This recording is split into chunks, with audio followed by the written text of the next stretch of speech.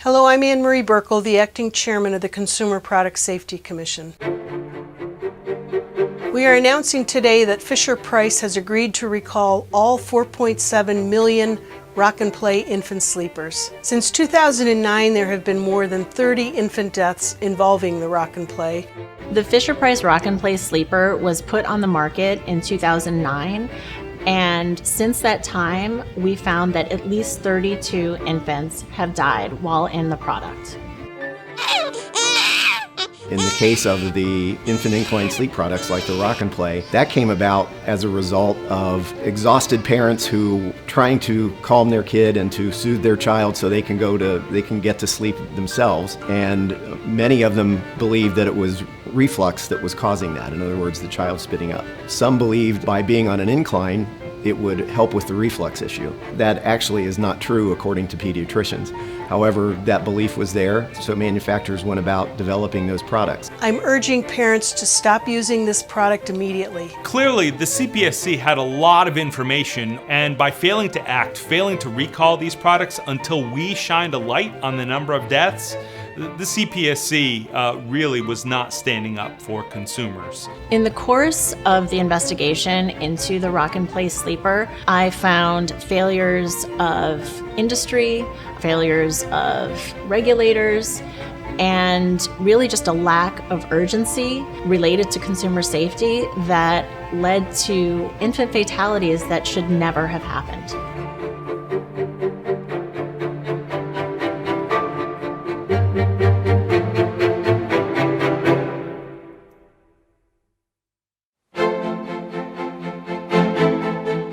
Asher is our third little boy.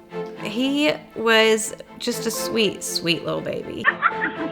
And he still dances all the time and sings, and he's just very silly.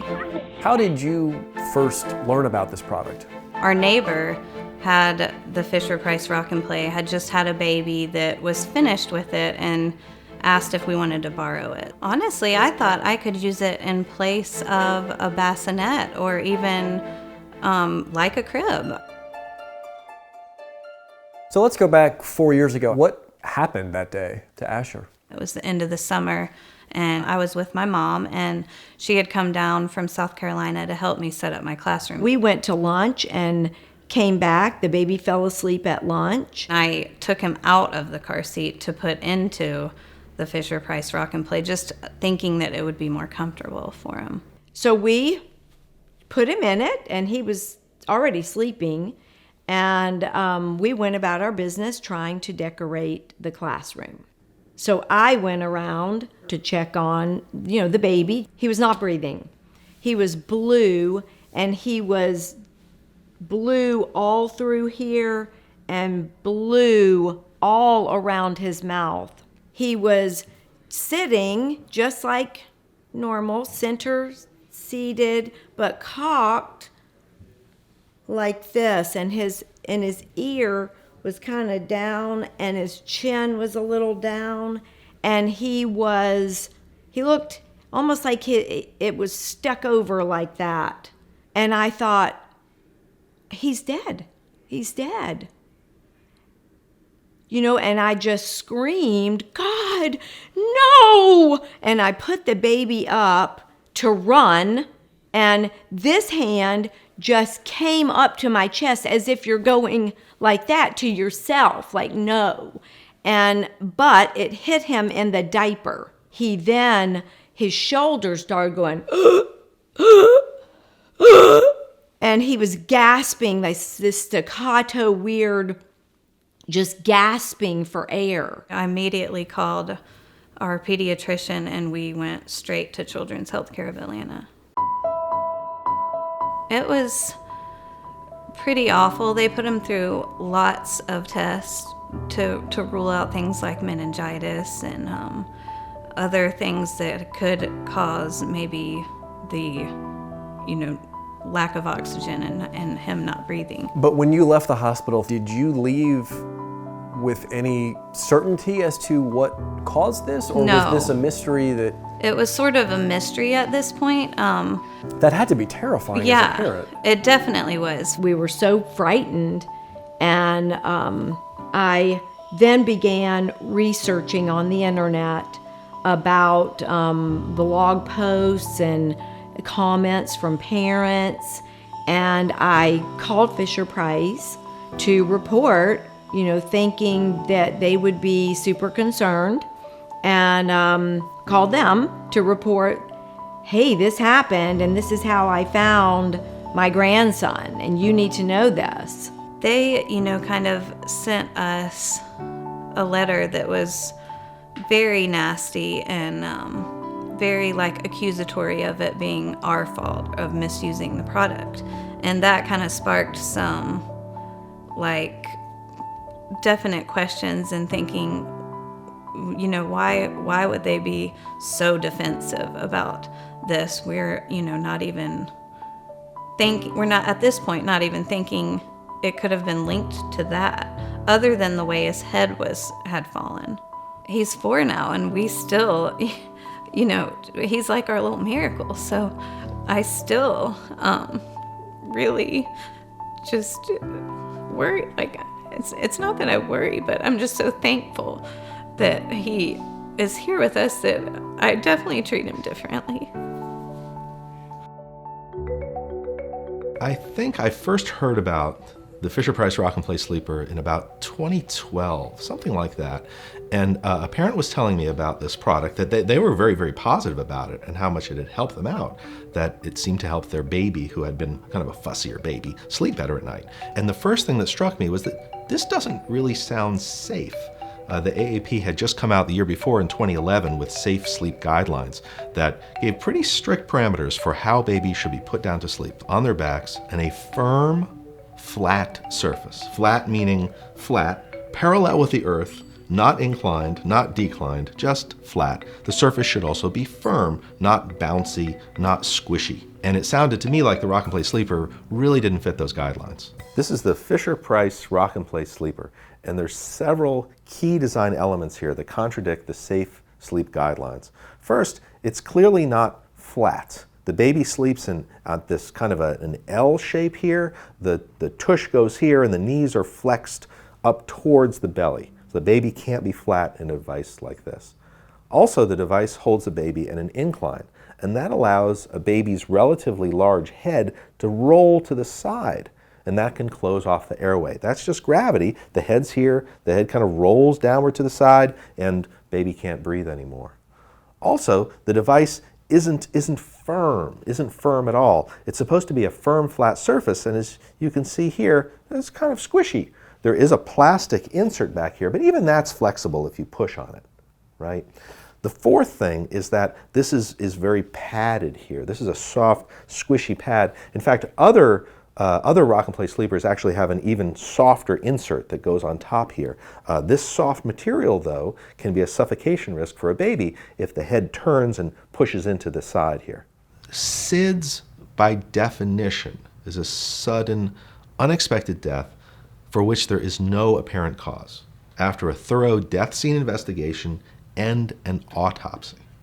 But there's a broader category of deaths of infants, referred to as SUID, sudden unexpected infant deaths. That includes conditions where a baby asphyxiates or loses the airway so the baby can't breathe. That might be caused by overlying, someone accidentally rolling on top of the baby. That might be caused by a baby whose head becomes entrapped perhaps between a mattress and the wall. It might include a baby who suffocates on soft bedding, or it might be a baby who's sleeping in an inappropriate inclined position so that the head tips forward, or perhaps forward and sideways at the same time, closing off the upper airway. I was pretty astounded to see how FisherPrice went about getting this product to market. Because the AAP guidelines were so clear, I thought, of course, they would not be able to market this as a sleeper. But what they did was, when they were beginning to bring it to market, they sold it along with their bassinets. At the time that it was introduced, the bassinet standard had not yet been changed to require that the incline of the product could not be greater than 10 degrees. So once that happened, FisherPrice asked the CPSC for their product to be exempt then from the bassinet standard. How did this story come about? What were the early kind of stages of this? What happened was CR requested clearinghouse data from the government, from the Consumer Product Safety Commission, and in their usual requests, they got back a bunch of data showing incidents of injuries and fatalities for a wide range of products. But this time, the data had manufacturer information, which it doesn't typically have. In a meeting where we were just reviewing the data to see what's there and if there's anything that raises a red flag for us, it was really easy to see that there was a problem with the FisherPrice Rock and Play. There were other deaths linked with other inclined sleepers, but the number of deaths linked to the Rock and Play sleeper were just astonishing.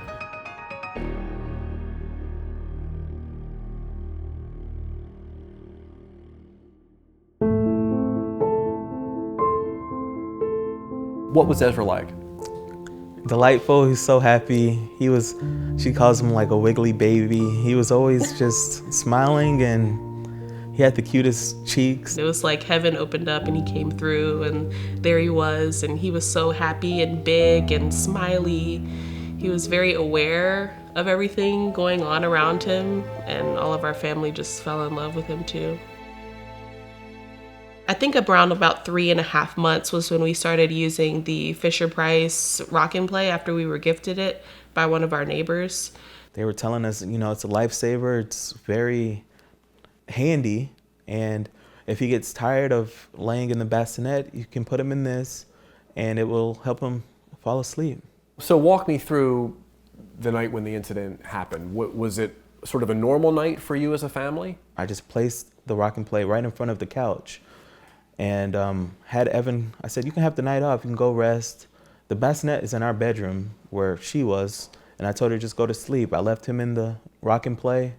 And when I woke up and I look at the rocker, and I found Ezra already passed away, and I just began to freak out. His face was planted into the back of the seat, like into the monkey's face, I guess, of the rocker, and his feet were straight, standing into the dip of the seat. And when I picked him up, he felt like a doll. And I just got up and screamed for Evan to come, call the police. It felt like hours that we waited in the other room for them to finally come back and say there was nothing that they could do. And he had passed away. And we had to get out of there. I couldn't remember all of the memories that I had with him in that space. I just wanted a fresh start. I needed a change, for sure. When did you make the connection that the Rock and Play may have had something to do with his death? How did that happen? I think we started rolling around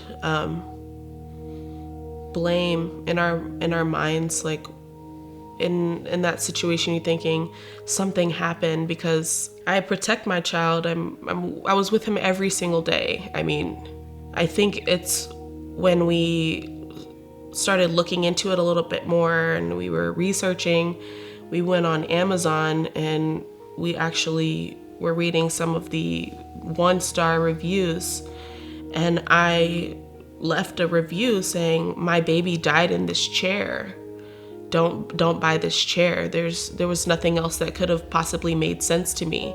Do you feel like you should have known about this problem before Consumer Reports published its article? Yes, 100%. 100%. Everyone should know. If there's one baby that died in a product, you should know about that. The American Academy of Pediatrics today joined growing calls to have FisherPrice baby sleeper recalled. Consumer Reports has linked 32 infant deaths to that sleeper. I called FisherPrice and the CPSC, and we let them know that we knew of dozens of deaths associated with their product. And while we were waiting for them to comment, they issued a joint alert admitting that there were at least 10 deaths associated with their product.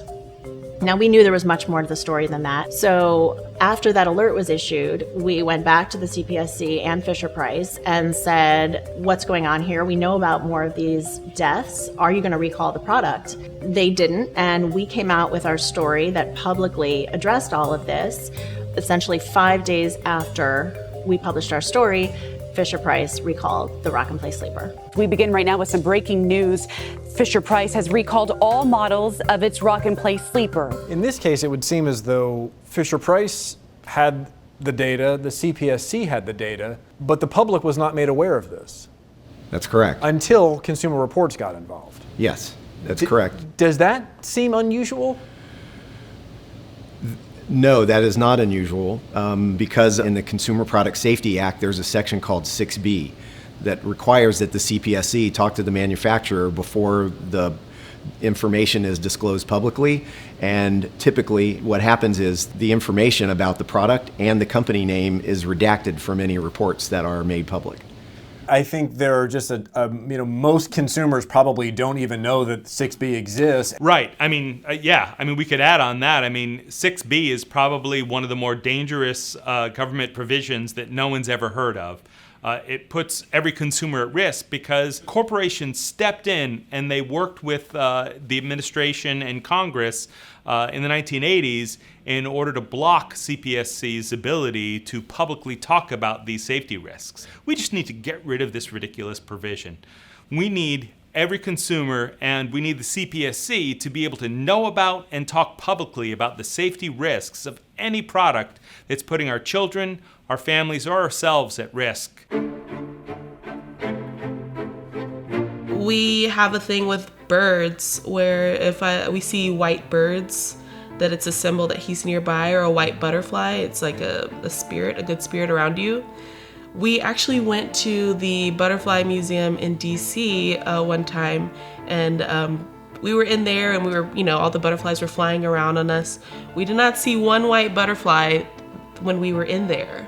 But as soon as we left the exhibit, we saw one white butterfly that had gotten out of the exhibit and flew up and landed on the wall. And we immediately started crying because we knew that that was him.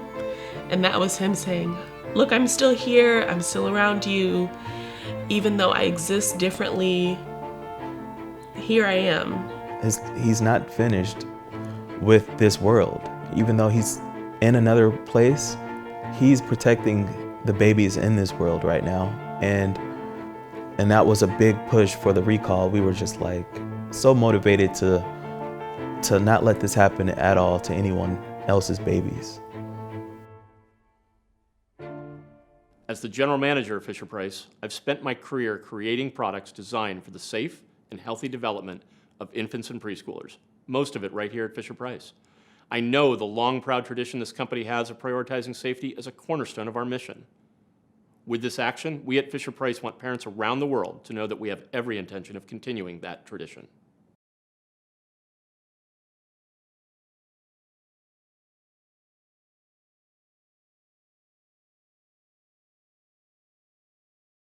Hello, I'm Anne Marie Burkle, the Acting Chair of the Consumer Product Safety Commission. We are announcing today that Kids 2 has agreed to recall 694,000 Kids 2 rocking sleepers. This involves all of their models. Since 2012, there have been 5 infant deaths involving Kids 2 rocking sleepers after infants rolled over while unrestrained or under other circumstances. I'm urging parents to stop using this product immediately. Now that those products have been recalled, I would say there's a couple of critical things. First of all, every parent out there, please get rid of any incline sleeper product you have. These are not safe for sleep. These incline sleepers are inherently dangerous and shouldn't be on the market, and their product category should be eliminated. What is your message to those people that are maybe just don't quite believe this or think that it can't happen to them? Right. I would say that be thankful that you're at your wit's end. Be thankful you have a baby to care for. Be thankful they're crying. And do not put your baby in jeopardy of dying so that you can get a few hours of sleep. It's just not worth it. Because what if it does happen to you?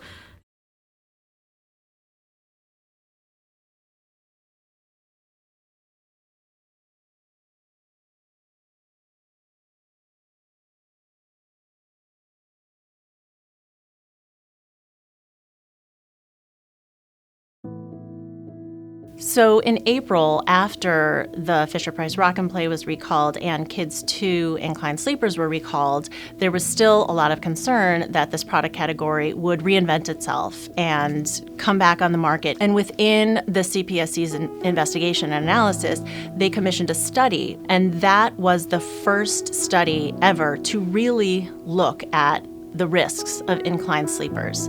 And it found that there is no safe way to use an infant inclined sleeper. And the CPSC heeded that recommendation and issued a proposed rule to ban infant inclined sleepers. And shortly after that, all 5 CPSC commissioners also voted to ban those sleepers. Those regulations take a long time to come into effect. That doesn't mean that the products are pulled off the shelves right now. So there are still infant inclined sleepers out there that have not been recalled, and no regulations are in place yet to get them off the market. Are you still monitoring the number of infant deaths related to this product? Well, unfortunately, since the time that we published the article, we've heard of more and more reports of infant deaths in inclined sleepers. And then the CPSC, in their report, confirmed that there are 73 reported deaths linked to infant inclined sleepers. Those are just the ones that have been reported at this point. Unfortunately, we do expect to see that number rise because we know that there are other incidents out there that have not found their way to the CPSC or even been reported to a manufacturer. Of course, we hope that the more we get the word out about the dangers of these products, the more people stop using them and the deaths subside. That is the ultimate goal, for people to stop using these products so that no more babies are harmed. Amazon, eBay, Walmart, Bye Bye Baby, those are among some of the big retailers who have vowed to pull these sleepers off the market even without a recall. Safety advocates are really applauding this action by retailers. I'm proud to speak in support of Congressman Cardenas' bill, the Safe Sleep for Babies Act, which will finally ban inclined sleepers. Another way that people are working to get unsafe products related to infant sleep off the market is through legislation. And legislators have introduced, and it has passed through the House, the Safe Sleep for Babies Act, which would ban infant inclined sleepers and crib bumpers from the market. And it is now awaiting a vote in the Senate, and that is yet another avenue that could potentially get these products off the market. Let's talk about the movement on changing 6B. What has happened there? So a lot of people have been pushing for this to be repealed or amended in some way. And it seems like it's gaining traction. We hope that this law will go by the wayside soon. That's what this is about. You know, this is about the parents and this is about the babies. And you can get caught up in all of these regulations and all of these laws and, you know, what industry is going to do. But in the end, this is about lives.